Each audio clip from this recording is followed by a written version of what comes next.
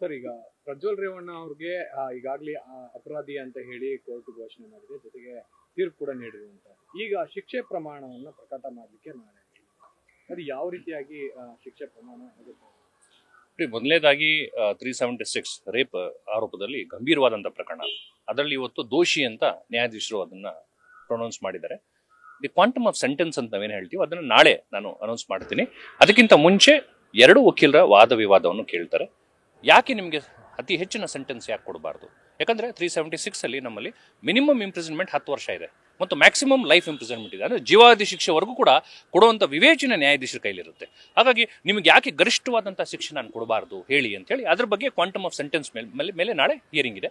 2 ಕಡೆ ವಕೀಲರು ಕೂಡ ಒಂದು ವಾದ ವಿವಾದ ಮಾಡ್ತಾರೆ. ಇಲ್ಲ, ಇದು ರಾಜಕೀಯ ಪ್ರೇರಿತವಾದಂಥ ಪ್ರಕರಣ, ಇದು ನಂದು ಡೈರೆಕ್ಟ್ ಆಗಿ ಇನ್ವಾಲ್ವ್ಮೆಂಟ್ ಇಲ್ಲ ಮತ್ತು ಎವಿಡೆನ್ಸ್ ಸರಿಯಾದಂಥ ಎಕ್ಸಾಮಿನೇಷನ್ ಆಗಿಲ್ಲ ಮತ್ತು ಎಲ್ಲೊಂದು ಕಡೆ ಕನ್ಸೆನ್ಶುವಲ್ ರಿಲೇಶನ್ಶಿಪ್ ಇದೆ ಬಿಟ್ಟರೆ ಫೋರ್ಸ್ಫುಲಿ ನಾನು ಮಾಡಿದಂಥದ್ದಲ್ಲ. ಹಾಗಾಗಿ ಬಹಳಷ್ಟು ಡಿಲೇ ಇದೆ. 4 ವರ್ಷ 5 ವರ್ಷ ಆದ ನಂತರ ಕಂಪ್ಲೇಂಟ್ ಕೊಟ್ಟಿದ್ದಾರೆ. ನನ್ನ ವಯಸ್ಸು ಚಿಕ್ಕದಿದೆ, ಮುಂದೆ ಪರಿವರ್ತನೆ ಆಗುವಂಥ ಸಂಭವ ಇರೋದ್ರಿಂದ ದಯವಿಟ್ಟು ಆದಷ್ಟು ಕಮ್ಮಿ ಶಿಕ್ಷೆ ಕೊಡಿ ಅಂತ ಪ್ರಜ್ವಲ್ ಕಡೆ ವಕೀಲರು ಅದನ್ನ ಆರ್ಗ್ಯುಮೆಂಟ್ ಅನ್ನು ಮಾಡ್ತಾರೆ. ಬಟ್ ಸ್ಟೇಟ್ ಕಡೆ ಬಹಳಷ್ಟು ಗಂಭೀರವಾಗಿ ಹೇಳ್ತಾರೆ, ಆಲ್ರೆಡಿ ಇನ್ನೂ 3 ಪ್ರಕರಣ ಬಾಕಿ ಇದೆ. ಟೋಟಲ್ ಪ್ರಜ್ವಲ್ ರೇವಣ್ಣ ಅವ್ರ ಮೇಲೆ ಟೋಟಲ್ 4 ಪ್ರಕರಣಗಳು ಬಾಕಿ ಇರೋದ್ರಿಂದ ಖಂಡಿತವಾಗ್ಲೂ ಯಾವುದೇ ಥರದ ಸಿಂಪತಿ ಅಥವಾ ಲೀನಿಯನ್ಸಿ ತೋರಿಸಬಾರ್ದು, ಗರಿಷ್ಠ ಆಗಿರುವಂಥ ಲೈಫ್ ಇಂಪ್ರಿಸನ್ಮೆಂಟ್ ಕೊಡಬೇಕು ಅಂತ ಹೇಳಿ ಅವ್ರ ಕಡೆ ವಕೀಲರು ವಾದ ಮಂಡನೆ ಮಾಡ್ತಾರೆ. ಹಾಗಾಗಿ 2 ವಾದ ಮತ್ತು ವಿವಾದ ಕೇಳಿ ನ್ಯಾಯಾಧೀಶರು ನಾಳೆ ಎಷ್ಟು ಶಿಕ್ಷೆಯನ್ನ ವಿಧಿಸ್ತಾರೆ ಅಂತ ನಾವೆಲ್ಲ ಕಾದ್ ನೋಡ್ಬೇಕು.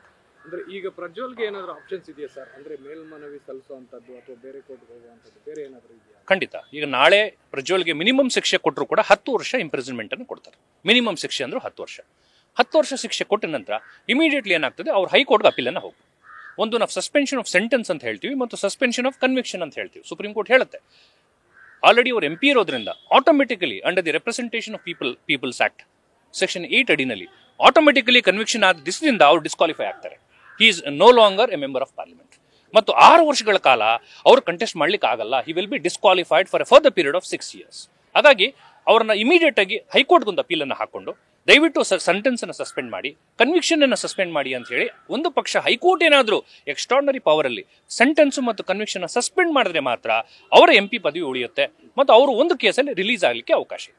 ಅಂದ್ರೆ ಸರ್, ಈ ರೀತಿಯಾದಂತಹ ಪ್ರಕರಣಗಳಲ್ಲಿ ಅಂದ್ರೆ ಬೇರೆ ಪ್ರಕರಣವನ್ನ ನಾವು ಗಮನಿಸೋದು, ಈಗ ಜನಾರ್ದನ್ ರೆಡ್ಡಿ ಅವ್ರಿಗೂ ಕೂಡ ಕನ್ವಿಕ್ಟ್ ಆಗಿತ್ತು, ಆದ್ರೆ ಆ ಒಂದು ಪ್ರಕರಣದಲ್ಲಿ ಅವರಿಗೆ ಒಂದು ರಿಲೀಫ್ ಅನ್ನ ಸಿಕ್ಕಿದೆ. ಆ ತರ ಚಾನ್ಸಸ್ ಪ್ರಜ್ವಲ್ ರೇವಣ್ಣನ್ಗೆ ಏನಾದರೂ ಸಿಕ್ಕುತ್ತಾ? ನೋಡಿ, ಜನಾರ್ದನ್ ರೆಡ್ಡಿ ಅವ್ರ ಪ್ರಕರಣ ಬಂದು ಪ್ರಿವೆನ್ಷನ್ ಆಫ್ ಕರಪ್ಷನ್ ಆಕ್ಟ್ ಅಡಿನಲ್ಲಿ ಅವ್ರ ಮೇಲೆ ಇತ್ತು. ಅಲ್ಲಿ ಸಾಕಷ್ಟು ಐರನ್ ಓರ್ ಕದ್ದಿದ್ದಾರೆ ಮತ್ತು ಕಬ್ಬಿಣದ ಅದರನ್ನ ಕದ್ದು ಸರ್ಕಾರದ ಬೊಕ್ಕಸಕ್ಕೆ ನಷ್ಟ ಮಾಡಿದ್ದಾರೆ ಅಂತ ಹೇಳಿ ಸಾಕಷ್ಟು ಅಲಿಗೇಷನ್ ಅನ್ನು ಮಾಡಿ ಅವ್ರ ಮೇಲೆ ಕನ್ವಿಕ್ಷನ್ ಅಂತ ಆಗಿತ್ತು. ಬಟ್ ಪ್ರಜ್ವಲ್ ಇರುವಂಥದ್ದು ಬೇರೆ ಕೇಸ್. ಅವರಿರುವಂಥದ್ದು ಬಹಳಷ್ಟು ಗಂಭೀರವಾದ ಪ್ರಕರಣ. It's A rape, kidnap and rape.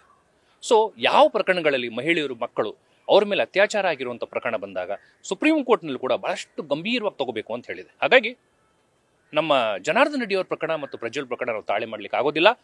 Suspension of sentence ಮತ್ತು ಕನ್ವಿಕ್ಷನ್ 2 ಕೂಡ ಕೊಡೋದು ಬಿಡೋದು ಹೈಕೋರ್ಟ್ನ ನ್ಯಾಯಾಧೀಶರ ವಿವೇಚನೆಗೆ ಬಿಟ್ಟು ವಿಚಾರ. ಕೆಳಗಡೆ ಕೋರ್ಟಲ್ಲಿರುವಂಥ ಎವಿಡೆನ್ಸ್ ಏನಿದೆ, ಸಾಕ್ಷಿ ಪಟ್ಟಿ ಏನಿದೆ, ಯಾವ ಥರ ಎವಿಡೆನ್ಸ್ ಲೆಡ್ ಆಗಿದೆ, ಫಾರೆನ್ಸಿಕ್ಸ್ ಡಾಕ್ಯುಮೆಂಟ್ಸ್ ಏನೇನು ಹೇಳುತ್ತೆ, ಎಷ್ಟು ವರ್ಷ ಡಿಲೇ ಇದೆ ಮತ್ತು ಈತನ ಮೊಬೈಲಲ್ಲಿ ಸಿಕ್ಕಿರೋ ಎವಿಡೆನ್ಸ್ ಏನು ಹೇಳುತ್ತೆ, ಎಲ್ಲವನ್ನು ಕೂಲಂಕುಷ ಪರಿಶೀಲನೆ ಮಾಡಿ ಹೈಕೋರ್ಟ್ ಅವರು ಸಸ್ಪೆನ್ಷನ್ ಮಾಡಬೇಕಾ ಬೇಡವಾ ಅಂತ ಹೈಕೋರ್ಟ್ ನ್ಯಾಯಾಧೀಶರು ತೀರ್ಮಾನ ಮಾಡ್ತಾರೆ. ಬಟ್ ಜನಾರ್ದನ್ ರೆಡ್ಡಿ ಅವ್ರ ಪ್ರಕರಣಕ್ಕೂ ಮತ್ತು ಪ್ರಜ್ವಲ್ ಪ್ರಕರಣಕ್ಕೂ ಕಂಪೇರ್ ಮಾಡಿದ್ರೆ ಅಜಗಜಾಂತರ. ಪ್ರಜ್ವಲ್ ಪ್ರಕರಣ ಇಸ್ ವೆರಿ ಸೀರಿಯಸ್, ಅತ್ಯಂತ ಗಂಭೀರವಾದ ಪ್ರಕರಣ. ಈ ಥರ ಪ್ರಕರಣಗಳಲ್ಲಿ ಬಹಳಷ್ಟು ಚಾನ್ಸಸ್ 50-50 ಚಾನ್ಸಸ್ ಅಂತ ನಾನು ಹೇಳ್ತೀನಿ. ಸರ್, ಇನ್ನೊಂದು ಅಂದ್ರೆ ಪ್ರಜ್ವಲ್ ರೇವಣ್ಣ ಅವರಿಗೆ ಮಿನಿಮಮ್ 10 ವರ್ಷ ಅಂತ ಹೇಳಿದ್ರು, ಬೇರೆ ಏನೋ ಯಾವುದೇ ಆಪ್ಷನ್ ಇಲ್ವಾ? ಮಿನಿಮಮ್ 10 ವರ್ಷ ಶಿಕ್ಷೆ ಆಗೇ ಆಗುತ್ತೆ. ಖಂಡಿತ. 376 ಅಡಿನಲ್ಲಿ ಏನಾದ್ರು ಕನ್ವಿಕ್ಷನ್ ಕೊಟ್ರೆ, 376 ಇಸ್ ಫಾರ್ ರೇಪ್ ಅಂತ ಆ ಸೆಕ್ಷನ್ ಅಡಿನಲ್ಲಿ ಕನ್ವಿಕ್ಷನ್ ಬಂತು ಅಂದ್ರೆ ಮಿನಿಮಮ್ 10 ವರ್ಷ ಕೊಡ್ತಾರೆ. ಅದು ಸ್ಟ್ಯಾಟ್ಯೂಟ್ ಅಲ್ಲಿ ಅದು ನಮ್ಮ CRPC ನಲ್ಲಿ ಡಿಫೈನ್ ಆಗಿರೋ ಸೆಕ್ಷನ್. ಈ ಸೆಕ್ಷನ್ ಅಡಿನಲ್ಲಿ ಯಾರಿಗಾದ್ರೂ ನೀವು ಅಪರಾಧಿ ಅಥವಾ ಘೋಷಿತ ಅಪರಾಧಿ ಅಂತ ತೀರ್ಮಾನ ಮಾಡಿದಾಗ ಮಿನಿಮಮ್ 10 ವರ್ಷ ಕೊಡಲೇಬೇಕು. Plus maximum up to life imprisonment ಇರುತ್ತೆ.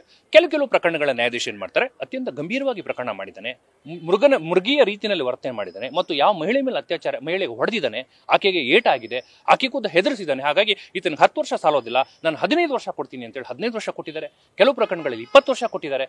ಕೆಲವು ಪ್ರಕರಣಗಳಲ್ಲಿ ಮ್ಯಾಕ್ಸಿಮಮ್ ಪನಿಷ್ಮೆಂಟ್ಗೆ ನೀನು ಲಾಯಕ್ಕೋ, ನಿನ್ ಮೇಲೆ ಇನ್ನೂ ಸುಮಾರು ಪ್ರಕರಣಗಳಿದೆ, ನೀನು ಹೊರಗೆ ಬಂದ ಸಮಾಜಕ್ಕೂ ನೀನು ದೊಡ್ಡ ಗಂಡಾಂತರ ಆಗ್ತೀಯ ಅಂತೇಳಿ ಲೈಫ್ ಇಂಪ್ರಿಸನ್ಮೆಂಟ್, ಜೀವಾವಧಿ ಶಿಕ್ಷೆ ಕೊಟ್ಟಿರುವಂತ ಅನೇಕ ಉದಾಹರಣೆಗಳು ಇದೆ.